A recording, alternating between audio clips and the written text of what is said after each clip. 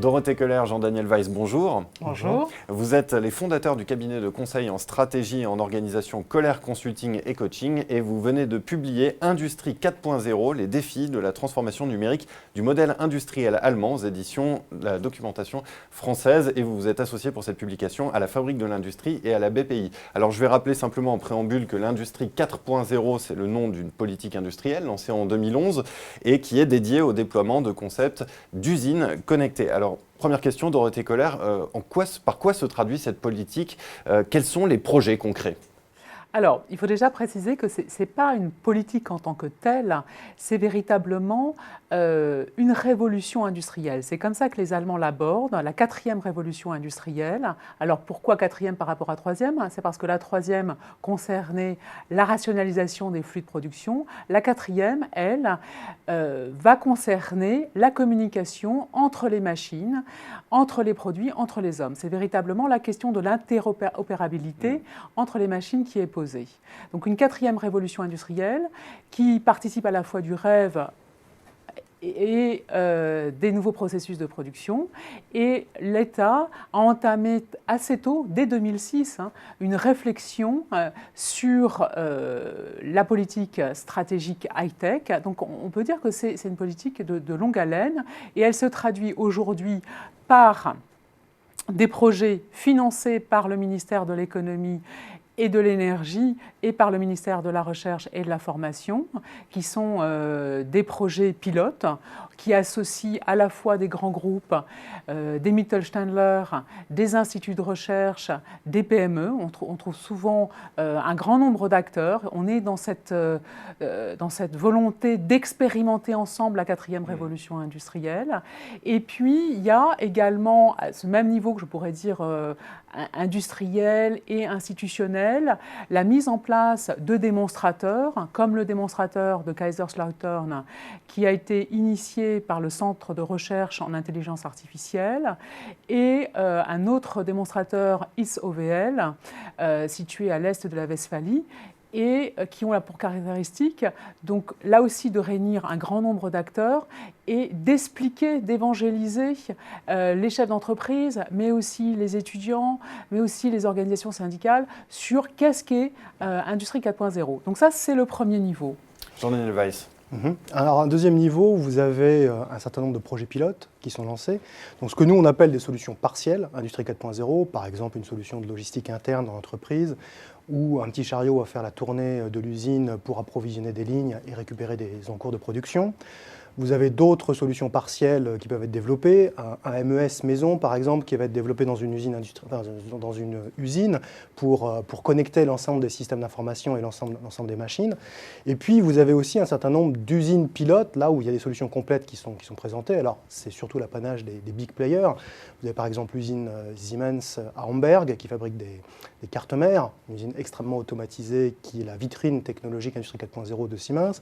Vous avez aussi à Hambourg, en Sarre, chez Bosch Rexroth, une ligne de montage qui a remplacé 9 lignes existantes et qui travaille avec des concepts d'industrie 4.0 extrêmement modulaires, de la RFID, des opérateurs qui sont assistés dans les tâches de montage et qui permet aujourd'hui de produire quasiment 200 produits, une variante de produits différents. Dorothée Koller, qu'est-ce qui a motivé l'Allemagne à se lancer dans cette politique Industrie 4.0 ? Alors, cette question, elle est essentielle, parce que ce qui a motivé les Allemands, quand on regarde de près et on l'explique dans le livre, c'est d'abord une peur certaine. Un modèle pas forcément adapté aux contraintes du numérique. C'est-à-dire, on a un leadership industriel qui repose sur une armature structurée autour de l'industrie mécanique. Et ce leadership industriel, il est quand même positionné sur un marché qui arrive à maturité, qui est menacé par des concurrents à l'international, que ce soit en Asie ou ailleurs. Donc il y a le sentiment de menace sur le leadership industriel. Ça, c'est la première, on va dire, peur. Et puis, une deuxième crainte qui est de voir Google arriver sur le marché de l'industrie. Il faut bien voir que Google, ce n'est pas seulement l'Internet, c'est également des sociétés de fabrication de robots. Donc, un système productif allemand, des chefs d'entreprise allemands qui vont voir Google comme un concurrent qui peut les menacer. Et donc, de ces deux peurs vont d'abord émerger une prise de conscience et puis va s'élaborer une stratégie offensive. Et c'est intéressant parce que du coup les Allemands racontent une histoire sur cette quatrième révolution industrielle avec deux enjeux qui découlent de ces deux peurs. Un premier enjeu qui est de réussir le mariage entre l'industrie mécanique et l'IT. Parce que voilà, on ne pourra pas seulement bâtir ce leadership industriel uniquement sur l'industrie mécanique, il faut véritablement marier les deux. Et le deuxième enjeu, c'est de se dire, eh bien, un très fort enjeu de concevoir des standards à l'échelle européenne pour contrer d'autres entrants internationaux. Et ça, c'est un point très intéressant parce que là, il y a véritablement non seulement un enjeu au niveau de l'Allemagne, mais au niveau de l'Europe, et plus particulièrement entre l'Allemagne et la France. Alors effectivement, vous avez évoqué Google, avec la Google Car, par exemple, pour prendre l'exemple du secteur automobile, c'est l'un des exemples de la perte de vitesse du modèle propriétaire. Jean-Daniel Weiss, est-ce que l'Allemagne est prête à faire face, autrement dit, pour caricaturer un peu, est-ce qu'elle sait proposer et lancer de nouveaux services ?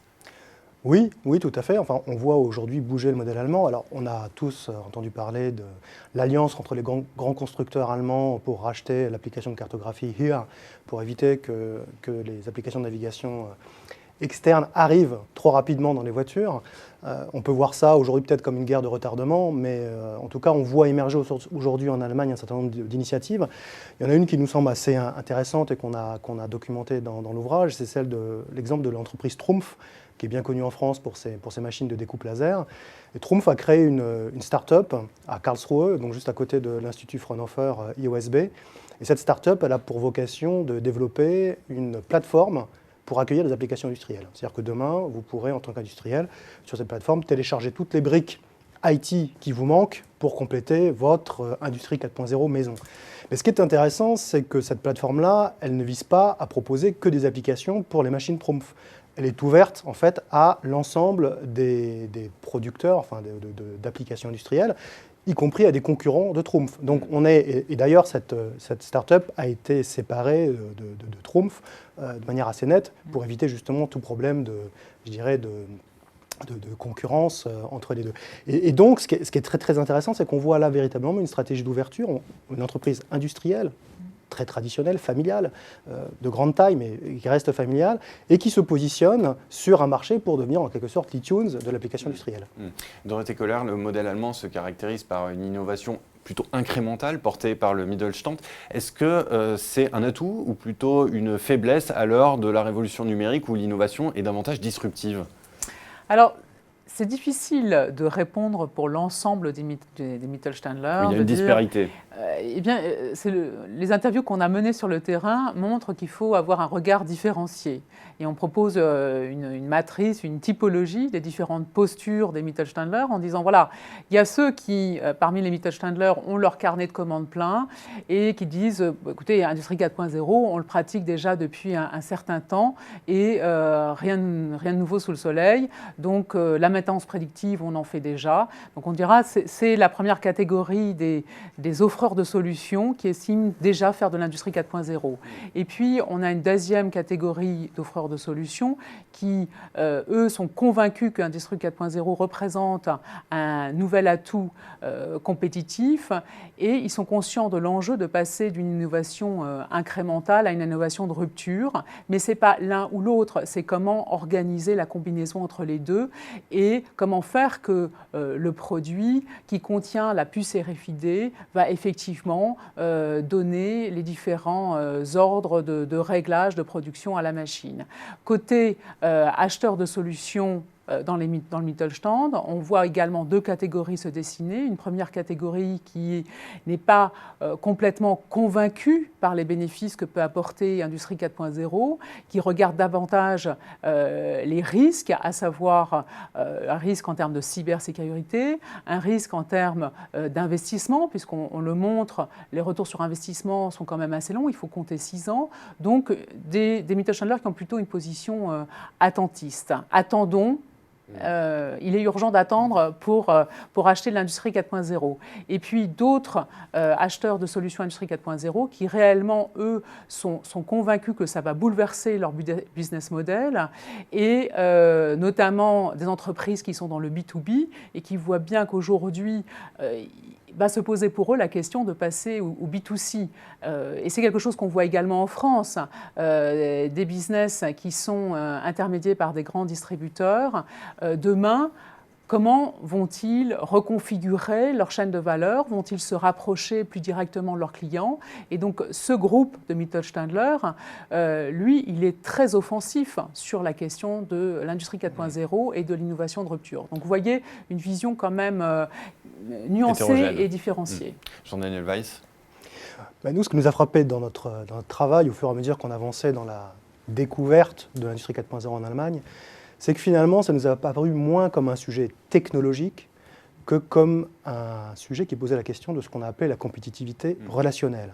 C'est-à-dire que, bien évidemment, la technologie, c'est important, mais je dirais un retard technologique, ça se rattrape. En revanche, ce qui nous semble être un avantage compétitif déterminant, c'est la capacité qu'ont les acteurs à s'allier. On voit aujourd'hui en Allemagne se créer des axes assez puissants. On a une alliance, par exemple, entre Siemens, Atos et SAP pour proposer des solutions industrie 4.0. Et on voit aussi ces stratégies émerger au niveau de ce qui correspond en Allemagne à nos ETI ou aussi au niveau des PME. Et ça pose un certain nombre de questions parce qu'un dirigeant d'entreprise, face au numérique, va se poser forcément la question, est-ce que je dois internaliser des compétences IT ou bien est-ce que je dois m'allier avec une entreprise qui pourra m'apporter ces compétences, sous quelle forme? Ça pose énormément de questions. Les patrons d'entreprises IT qu'on a rencontrés en Allemagne nous disaient souvent, mais les industriels, ils croient qu'en quelques années, ils vont internaliser une compétence que nous, on a mis 25 ans à construire. Donc ça pose vraiment la question de cette alliance, de cette culture du partenariat, d'aller chercher l'autre, et même, voire parfois, de s'allier avec son concurrent. C'est-à-dire que ce qu'on voit effectivement... C'est la compétition. La compétition à tous les niveaux. C'est-à-dire qu'avec un effet d'entraînement aussi, des ETI qui emmènent des PME, des ETI plus grosses qui emmènent des ETI plus petites. Donc vraiment tout un effet de chaînage qui est en train de se mettre en route, où un fabricant, par exemple, de systèmes de logistique interne, de bandes transporteuses, va numériser son offre grâce à un accord passé avec une entreprise de connectique, plus grosse qu'elle. Pour conclure, Dorothée Koller, qu'est-ce que la France a à apprendre de cette industrie 4.0 lancée en Allemagne? Est-ce que finalement, cela signifie que les Allemands ont encore un reliquat d'état stratège qui nous manquerait en France? En droite ligne avec ce que vient de dire Jean-Daniel, je dirais il y a un point essentiel, c'est la compétitivité relationnelle. On le montre dans le livre. Demain, certes, la compétitivité coût et hors coût vont continuer à jouer un rôle essentiel, mais ce qu'on voit, c'est que le leadership au niveau des entreprises ne va plus être une course en solitaire, mais véritablement une course d'équipe. D'où cet enjeu de la compétitivité relationnelle qu'on met en avant à plusieurs niveaux, que ce soit entre grands groupes, ETI, PME, instituts de recherche, mais voilà, un maillage d'acteurs. Et c'est vrai que sur ce point-là, les Allemands ont un atout, c'est qu'ils ont des économies locales très structurées, charpentées, et qui partent avec un avantage.